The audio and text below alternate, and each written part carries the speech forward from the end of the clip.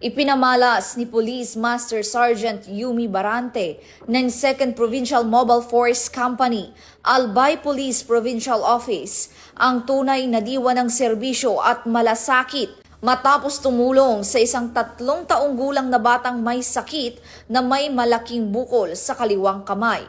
Kasama ang kanyang team, ilang ulit na tinulungan ni Police Master Sergeant Barante ang pamilya ng bata sa pagpunta sa ospital at nakipag-ugnayan sa mga ospital ng barangay upang matiyak ang tuloy-tuloy na gamutan. Noong September 21 ngayong taon, muling bumisita ang grupo at naghatid ng gatas, bitamina at laruan para sa bata.